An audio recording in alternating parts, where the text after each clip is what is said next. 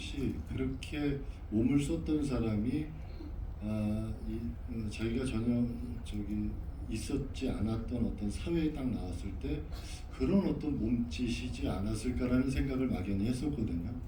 그래서 아마 그렇게 했었던 거 아닌가 생각을 하죠. 임창이라는 캐릭터의 가장 큰 매력은 뭐라고 생각을 하셨어요? 저는 사실은 제일 큰 매력은요, 극존칭 극존대라고 생각했어요. 그게 참 이 사람한테는 가장 큰 무기이자 매력이 아닌가. 그리고 이 사람을 더 무섭게 만드는 장치 아닌가. 그런 생각을 해서 제가 한 번도 반말을 한 적이 없거든요.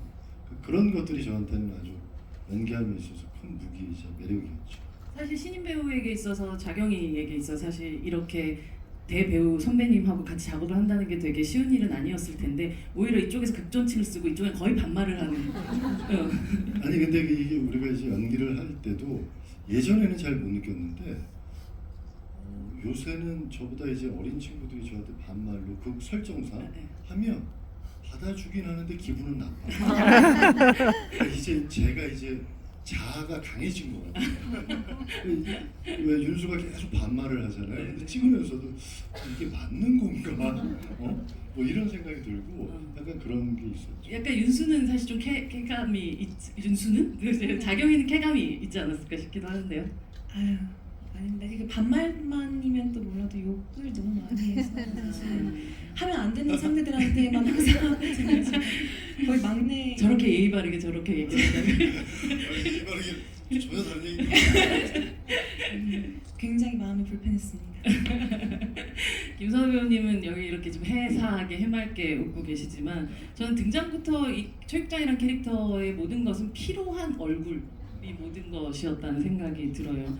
사실 귀공자에서는 사실 그가 내부에는 굉장한 긴장을 갖고 있겠지만 휘바람을 불고 모든 것들이 아무도 뭐 상관할 거 없다고 되게 여유를 가장한 그런 캐릭터였다면 이번 작품에서는 되게 시종일관 감추고 누르고 굉장히 이렇게 디프레스된 그런 캐릭터인데 사실 같은 감독님하고 되게 짧은 시간 동안 아주 상반된 방식의 에너지를 쓰는 혹은 그런 것들을 요구받는 그런 연기를 연달아 한다는 건 배우로서는 뭐 도전이기도 하고 어려움도 있었을 것 같아요. 어떠셨어요? 네, 사실 너무 재미있을 것 같다라고 생각하고 시작했지만 중간중간 무섭기도 했어요. 과연 어떻게 보여질까, 어떻게 보실까라고 생각했는데 근데 그때마다 앞서서 말씀드렸던 것처럼 감독님을 믿었던 것 같아요. 감독님은 언제나 침묵이 더 큰 언어일 수 있다라고 좀 제가 항상 대사를 급하게 치거나 초반에 귀공자를 작품을 완성할 때 너무 바트게 더 하면 이게 빠르네 이러면서 드라마를 많이 찍다 와서 그런가 시간이 많다고 그러니까 조금 더 여유를 갖고 해보자고 그래서 그 눈빛이나 조금 더 루즈하게 조금 더 여유 있게 하는 무언가 그리고 또 좀 필요한 것들 이런 모습들이 오히려 더 큰 언어와 상상력을 자극시킬 수 있다고 그렇게 또 같이 작품을 만들어갔던 것 같아요. 그래서 감독님을 나중엔 더 확고하게 믿었습니다. 근데 너무 감사하게 제가 한 것보다 더 잘 멋지게 만들어주신 것 같아요. 그 입은 웃고 있지만 눈은 슬픈 그런 상황을 어떻게 만들어주나요? 철저하게 분석과 계획. 이런 대답 참 좋아. 근데 제가 이제 이거는 다른 얘기지만 우리가 이제 마지막 장면 때 어떤 홀에서 이제 극장에서 찍었잖아요. 제가 이제 상단에서 있고 선우가 이제 밑에 있는데 거의 저희가 마지막에 만나거든요. 근데 이제 이런 불빛에서 선우를 제가 어느 날 얼굴을 이제 딱 본 순간이었는데 얘가 최국장 같은 거예요.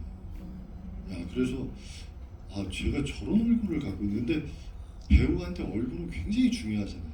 물론 뭐 여러 가지 것들도 중요하지만 얼굴이 주는 서사가 굉장히 중요하거든요.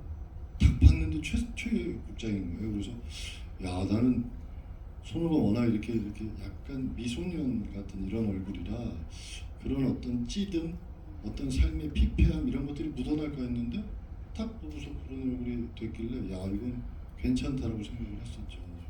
네. 너도 좀 해봐. 너는 사당에 있을 때 내 얼굴을 봤다고 얘기해봐.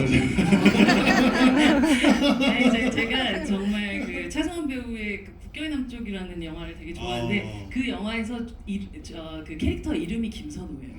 맞아요. 네. 그래서 되게 인연이다라는 생각을 했었던 것 같아요.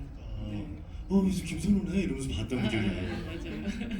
폴은 정말 그 마지막 순간까지 아유 쾌쾌 맞아요. 아유 저는 뭐 이런 느낌이 좀 들 정도로. 아니 저 망하네. 아, 정말. 그냥 얄밉죠 뭐. 네, 이제 폴이 되게 도끼가 바짝 오른 정갈 같은 느낌이 더 들기도 하지만 되게 최익장이 고만 깝죽될 수 없냐라는 표현을 쓰는데 이 깝죽이라는 표현이 이 사람을 다 보여주는 그런 캐릭터에 대한 설명이다라는 생각도 들기도 했었고 사실 또 한쪽으로 보면 갈매기하고 오리도 잘 구별을 못하는 허무 같은 부분도 있는데 스스로 잡은 이 폴이라는 캐릭터에 대한 어떤 되게 다면적인 인물이어서 어떻게 이 캐릭터의 중심을 좀 잡고 갔는지가 좀 궁금하더라고요. 이 친구는 자기가 완벽하다고 생각을 해요. 어떤 순간에도 자기는 제가 설정했던 건 어떤 순간에도 흐트러짐이 없고 멋있고 그다음에 누구보다 뛰어나고 스마트하고 모든 면에서 월등하다고 생각해요. 모든 면에서 월등하다고 생각을 해요. 근데 세상은 뛰는 놈 위에 나는 놈이 있고 이 친구는 글쎄요. 과연 그렇게 얘가 왜 그렇게 마지막에 무너졌는지 사실은 저는 잘 모르겠어요. 그만큼 똑똑하고 그 방심인 것 같아요. 이거는 자만이고 어느 순간 설마 얘네가 나를 이런 자만이 막판에 저를 무너뜨린 것 같거든요. 제가 잡은 거는 그런 제가 그거를 캐릭터를 잡았다기보다는 감독님이 순간순간 그 포인트마다 그런 허점들을 넣어주신 것 같아요. 이 인물이 완벽해 보이지만 사실 모든 완벽해 보이는 인물들은 자기가 가지고 있는 허점들이 있다. 그거는 자기는 모르는 허점인 거죠. 그런 것들이 좀 많이 투영된 것 같습니다. 사실 한 번도 자기를 의심해 본 적이 없는 그런 거죠. 사람이라는 게 그 말씀하셨던 허점들을 보지 못하게 만드는 그런 맹점들을 만드는 그런 그 캐릭터였다는 생각이 들어요. 그래서 사실 좀 얄밉기도 한데 좀 지금까지 김강호 배우님이 연기하셨던 뭐 악역 중에서 가장 귀여운 악역이기도 했던 것 같아요. 그렇게 보였으면 했어요 저는. 왜냐면 여기 최국장하고 했을 때도 저는 사실은 이 몸으로 액션을 안 하잖아요. 그리고 둘이서 예전에 전사도 있었고 뭔가 친분 관계도 있었는데 거기서 보여지는 뭐 모르겠어요. 아주 미묘한 거예요. 얘가 최국장을 만났을 때만 보여지는 그런 모습들이 있거든요. 굉장히 집착하던데요, 최국장한테. 컴플렉스가 있는 것 같아요. 아, 네, 볼이 최국장한테 그럴 수도 있어요. 그럴 어떤 수도 있어요. 의미에서는 컴플렉스 그 약간의 그 알 수 없는 아킬레스가 존재하는 것 같아요. 그런 게 이렇게 화면 속에 보여서 그런 관계도 나는 되게 좋았던 것 같아요. 그래서 최국장을 만날 때만 나오는 어떠한 태도 같은 것들을 만드신 건 거죠? 그래요. 네 맞아요. 어떤 그 부분에 있어서는 얘는 어떻게 보면은 그걸 진골이라고 해야 되나요? 우리가 예전에 따지자면 저는 약간 거기서 벗어난 인물이잖아요. 핏줄은 한국이지만 국적은 미국이고 애매한 정체성을 갖고 있는 인물인데 얘의 이 뚝심이 저는 계속 건드려 보고 싶은 거죠. 이 녀석은 왜 이러지? 나는 그렇지 않은데 그러면서도 좀 부럽기도 한 것 같고 말씀하신 것처럼 열등감이 있을 수도 있죠. 최국장 굉장히 좋아하는 느낌을 계속 받기는 했었던 것 같아요. 최국장 계속 밀어내고 있는 느낌이라고 해야 하나? 그래서 두 분의 어떤 그 이 두 사람 사이의 관계성도 굉장히 재밌게 다가왔었던 것 같아요. 그 자경이 같은 경우는 여기 지금 포꾼포꾼님께서도 조연수 배우님 두 가지 자를 연기하기에 중점을 둔 부분이 있는지 궁금합니다. 너무 잘 봤습니다라고 질문을 해주셨는데 쌍둥이 오빠의 인격을 가지고 있는 다중 인격 장애를 가지고 있는데 생각해보면 윤수라는 이름도 성별을 되게 규정짓기 어려운 이름이기도 해서 이미 좀 태생적으로 좀 갖고 있는 느낌도 좀 있기도 하고 이 자경이와 또 오빠를 어떻게 미묘하게 오가려고 표현하려고 좀 노력을 했는지 또 언어적으로도 그렇고 좀 신체적으로도 그렇고 이런 것들이 좀 궁금하더라고요. 사실 처음에 이제 대본 리딩을 하면서 감독님과 캐릭터적으로 얘기를 나눴었을 때 감독님께서는 오빠라고 해서 목소리 톤을 낮춘다든지 깐다든지 이런 방식으로 표현을 하진 않았으면 좋겠다. 뭐 남성이 목소리가 더 이제 굵다라고 해서 그 본인의 목소리지 이렇게 낮춰서 일부러 내는 건 아니기 때문에 그렇게 말씀하신 것 같아요. 그래서 이제 저 같은 경우에도 그러지 않으려고 노력을 많이 했고 또 성격 자체도 사실 자경과 자경 오빠가 그렇게 크게 다르지는 않아요. 굉장히 좀 대동소이한 면이 있기 때문에 패션 감각만 좀 다른 것 같아요. 그렇죠. 둘이 좀 안 맞는 부분이 살짝 있습니다. 그런 부분이 있는데 그렇기 때문에 일단은 굉장히 좀 디테일한 점에서 조금 더 차이를 두려고 했었어요. 일단 자경이 같은 경우에는 성격적으로는 뭐랄까 그 가지고 있는 기본적인 감정의 온도 자체가 굉장히 낮은 사람이라고 생각을 했고 오빠는 그에 비해서 조금 더 욱하는 성질도 가지고 있고 조금 더 그 사육 자체를 좀 더 즐기는 면도 있고 자경이는 그에 비해서 일이기 때문에 하고 뭐 굳이 불필요한 건 굳이 하고 싶지는 않다라고 생각하는 거라고 생각을 했고요.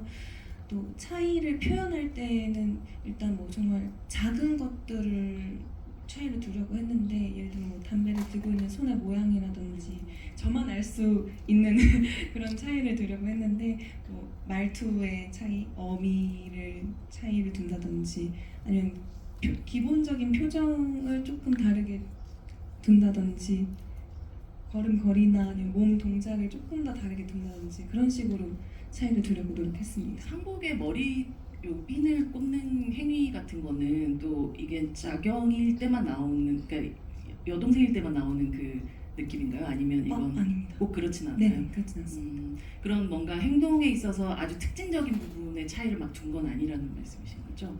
가장 솔직히 포인트로 주려고 했던 건 그 둘의 크게 차이를 보여주는 것보다 그 둘이 함께 있었을 때 현실적인 남매의 케미, 그러니까 다른 자경 오빠가 다른 사람을 대할 때나 자경이가 다른 사람을 대할 때보다는 자경이와 자경 오빠가 둘이 같이 있었을 때 그 둘이 진짜 남매 같은 다른 상황과는 좀 다른 모습이 나오는 거를 좀 중점으로 뒀습니다.